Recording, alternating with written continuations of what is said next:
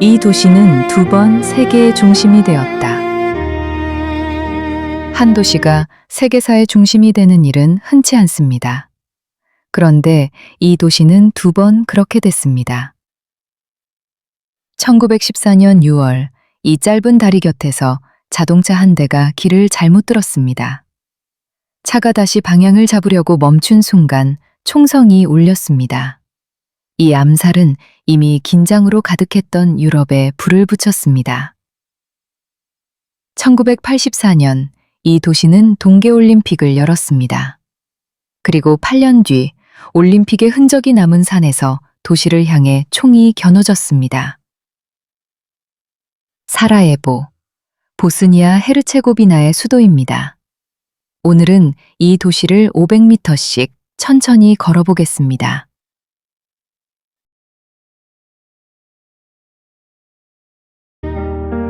도시는 어떻게 시작되었나? 사라예보의 도시 역사는 15세기 오스만 제국 시대로 거슬러 올라갑니다. 지방관 이사베그 이샤코비치가 이곳에 도시의 터를 닦았습니다. 이름도 그 무렵 자리 잡았습니다. 궁전을 뜻하는 사라이와 들판을 뜻하는 오바, 사라예보는 궁전의 들판이라는 뜻을 품고 있습니다.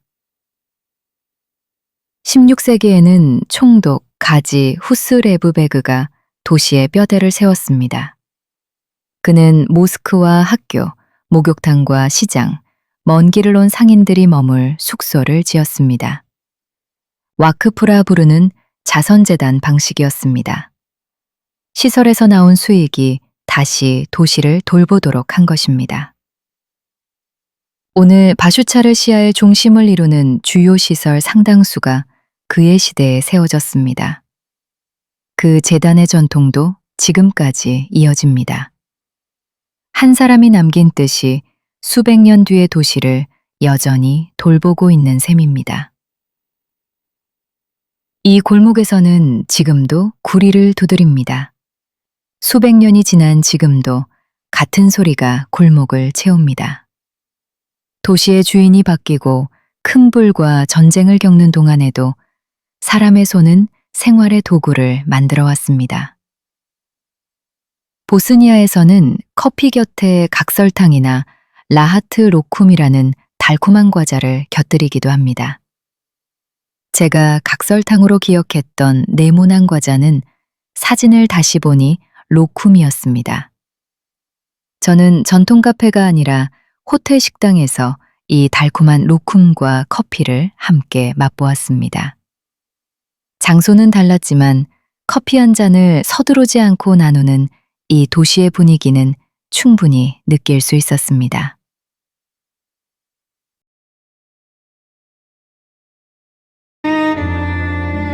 (500m) 안에 4개의 하늘.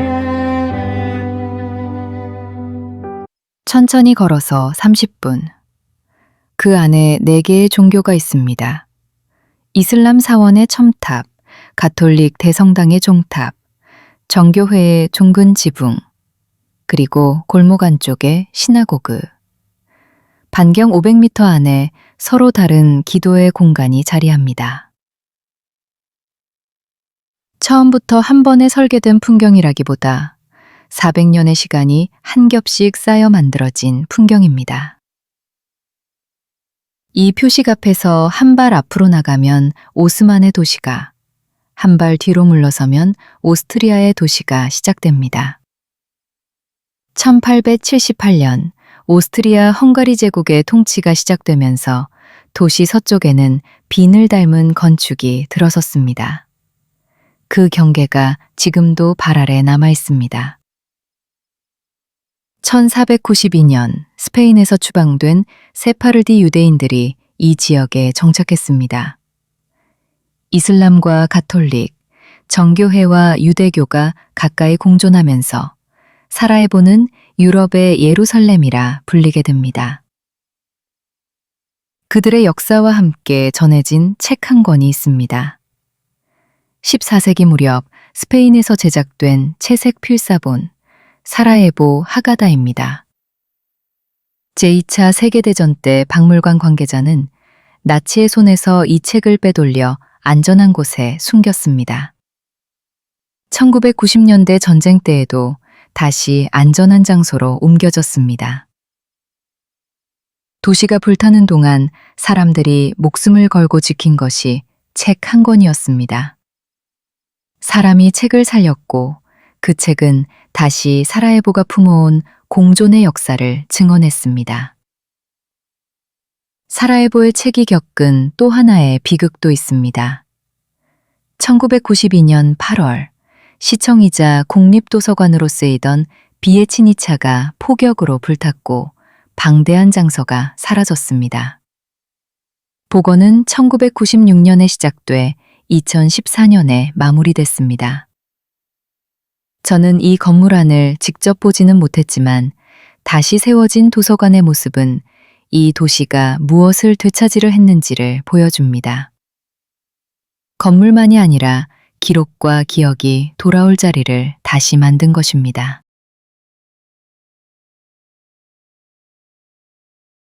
짧은 다리 곁에서 시작된 긴 전쟁. 라틴교는 짧습니다. 20걸음이면 건널 수 있습니다. 다리 자체는 화려하지 않습니다. 그러나 이 다리 곁에서 20세기의 방향을 바꾼 사건이 일어났습니다. 1914년 6월 28일 아침, 오스트리아 헝가리 제국의 황태자 프란츠 페르디난트 부부가 사라예보를 방문했습니다. 첫 번째 암살 시도는 실패했습니다. 던져진 폭탄은 황태자의 차가 지난 뒤 터졌고 행렬은 시청으로 향했습니다. 황태자는 시청 일정을 마친 뒤 폭탄으로 다친 수행원을 문병하기로 했습니다. 그러나 변경된 이동 경로가 운전사에게 제대로 전달되지 않았습니다. 자동차는 길을 잘못 들었고 다시 방향을 잡으려고 잠시 멈췄습니다. 바로 그곳에 19살 청년 가브릴로 프린치프가 서 있었습니다. 우연처럼 보이는 순간들이 겹쳤고 이 암살은 이미 긴장으로 가득했던 유럽에 불을 붙였습니다. 그 뒤 시작된 제1차 세계대전으로 군인과 민간인을 합쳐 1,000만 명이 훨씬 넘는 사람이 목숨을 잃었습니다. 그리고 그날은 6월 28일 세르비아 정교회의 성 비투스 축일인 비도부단이었습니다. 1389년 코소보 전투를 기억하는 날이기도 합니다.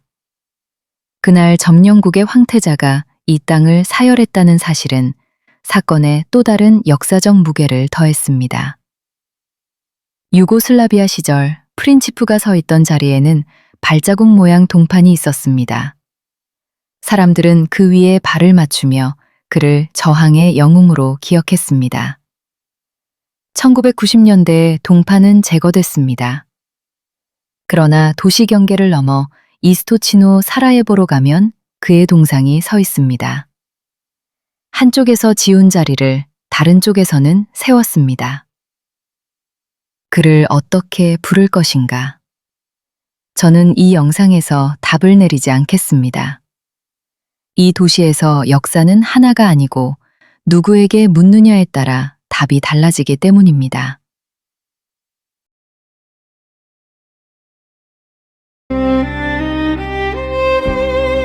늑대 부치코의 겨울.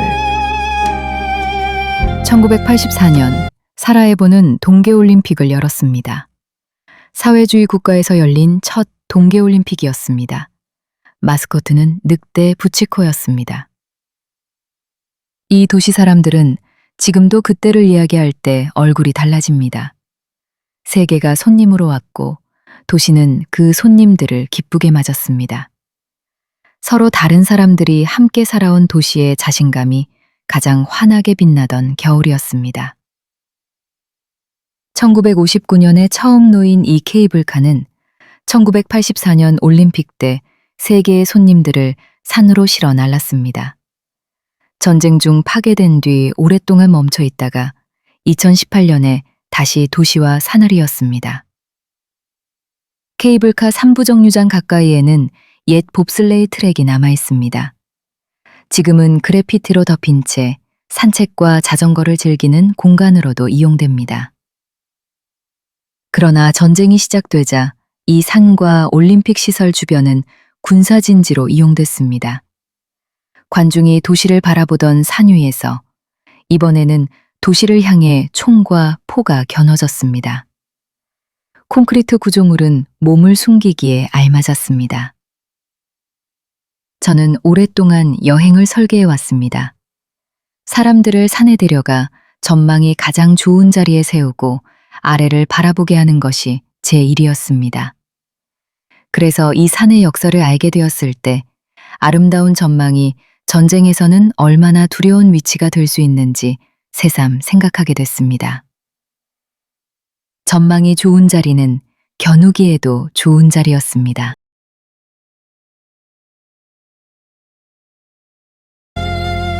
도시가 갇혀있던 시간. 1992년 4월 5일, 사라예보는 포위됐습니다. 포위는 1996년 2월 29일까지 이어졌습니다. 1425일. 현대전에서 한 나라의 수도가 겪은 가장 긴 포위로 기록됩니다. 사라예보는 산으로 둘러싸인 분지입니다. 평화로운 날에는 아름다운 지형이지만 포위가 시작되자 도시는 높은 곳에서 훤히 내려다 보이는 표적이 됐습니다. 이 큰 길에는 스나이퍼 앨리라는 이름이 붙었습니다. 길을 건너야 하는 사람들은 몸을 낮추고 뛰었습니다. 유엔 장갑차가 시야를 가려주면 그 곁을 따라 건넜습니다. 이 노란 건물은 전쟁 동안 외신 기자들의 거점이었습니다. 세계는 이 건물의 창을 통해 사라예보를 보았습니다. 포위가 시작되던 무렵 이 다리에서는 평화를 요구하는 시위가 열렸습니다. 수아다 딜베로비치와 올가 수치치가 총격으로 목숨을 잃었습니다. 지금 이 다리에는 두 사람의 이름이 함께 새겨져 있습니다. 제가 직접 들어가 보지는 못했지만 사라예보에는 전쟁아동 박물관이 있습니다. 전쟁을 어린 시절에 겪은 사람들이 내놓은 장난감과 편지, 사진과 일상의 물건에 각자의 기억을 붙여 전시하는 곳입니다. 작은 물건 하나가 전쟁의 숫자 뒤에 있던 한 아이의 시간을 들려줍니다. 1425일 동안 사라예보에서는 10,000명이 넘는 사람이 목숨을 잃었습니다. 그 가운데 수많은 아이도 있었습니다. 사라예보는 오늘도 1601명의 희생아동을 기억하고 있습니다.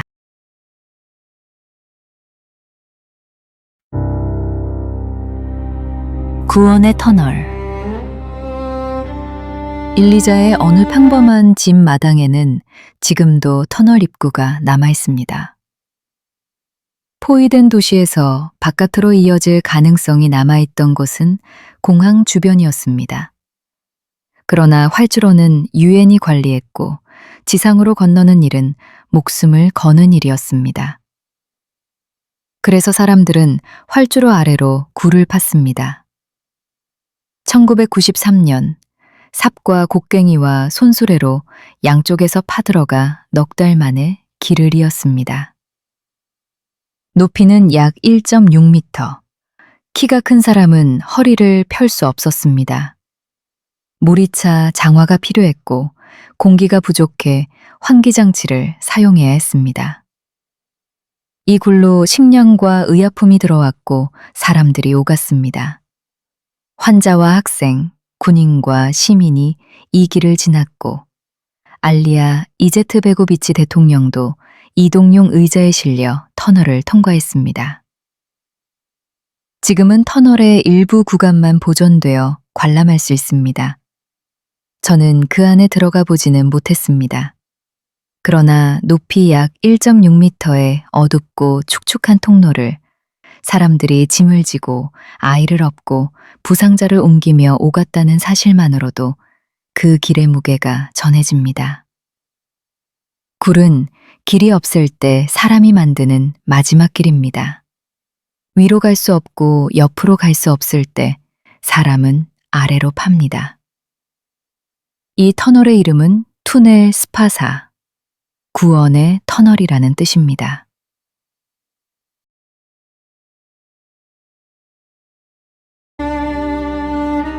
사라예보, 장미와 폐허의 첼로. 사라예보를 걷다 보면 아스팔트에 붉은 자국이 보입니다. 꽃처럼 보이지만 꽃이 아닙니다. 박격포탄이 터지며 남긴 파편 자국에 붉은 수지를 채운 것입니다. 여러 사람이 희생된 장소를 중심으로 붉은색이 채워졌습니다. 모든 자국이 보존된 것은 아니지만 남아있는 장미들은 도시의 일상 한가운데서 그날의 사람들을 기억하게 합니다. 안내판도 울타리도 없는 곳이 많습니다. 사람들은 그 곁을 지나 출근하고 장을 보고 아이들은 학교로 갑니다. 처음에는 무심해 보였습니다. 그러나 이 도시에서 모든 상처를 피해 걷는 일은 불가능합니다.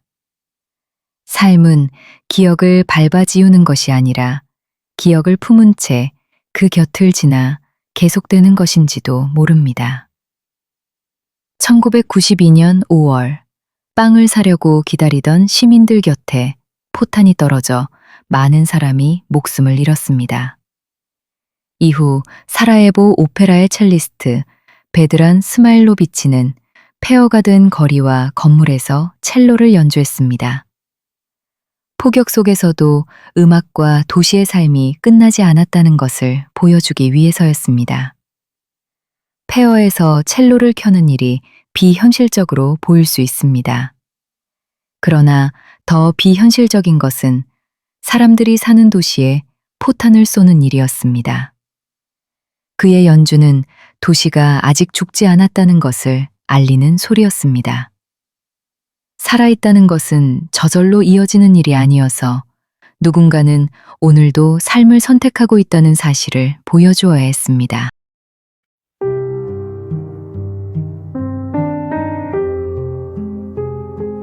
사라예보의 이야기를 따라가다 보면 이 땅에서 다시 이어진 것이 도시 하나만은 아니었음을 알게 됩니다.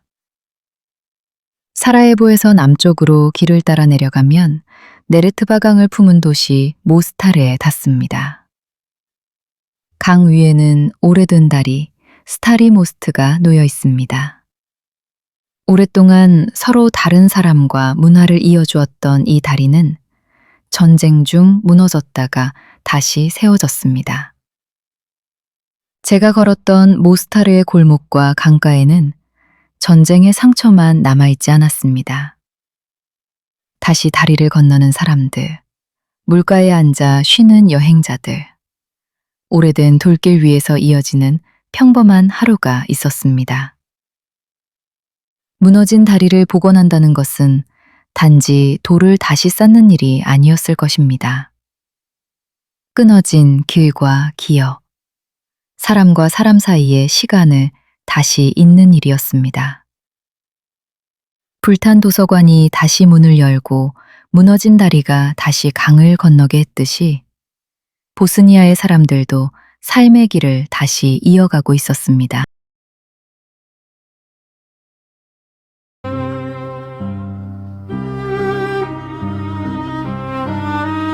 길은 만드는 것이었다. 사라예보에서 제가 직접 만난 가장 환한 장면은 현지인의 결혼식이었습니다.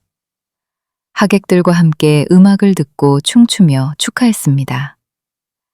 전쟁의 흔적을 이야기하는 도시에서도 사람들은 사랑을 약속하고 가족과 이웃이 모여 새로운 시작을 축복하고 있었습니다. 그 결혼식은 사라예보를 폐허의 기억에만 가두어서는 안 된다는 것을 보여주었습니다. 이 도시는 슬픔을 기억하지만 동시에 오늘의 기쁨을 힘껏 살아내는 도시였습니다. 이 도시에서 가장 인상적이었던 것은 폐허가 아니었습니다. 폐허와 상처 위에 사람들이 무엇을 다시 놓았는가였습니다. 포탄 자국에 붉은색을 채운 예, 활주로 아래로 굴을 판 예, 불탄 도서관을 다시 세운 예, 책 한 권을 목숨 걸고 옮긴 예, 폐허 속에서 첼로를 켠 예. 저는 지금까지 길이 나를 살렸다는 말을 여러 번 해왔습니다.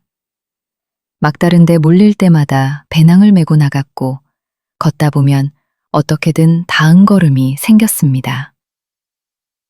사라예보에서 그 말은 조금 다르게 들렸습니다. 이곳 사람들은 길이 자신을 살려주기를 기다리지 않았습니다. 길이 없으니 팠습니다. 소리가 끊기리려 하니 연주했습니다. 자국이 남으니 붉은색을 채웠습니다. 길은 원래 있는 것이 아니라 만드는 것이었습니다. 상처를 지우지 않고 그 자리에 다시 사랑과 삶을 놓은 도시, 사라예보였습니다. 비나리 투어 여행 디자이너 심점숙이었습니다.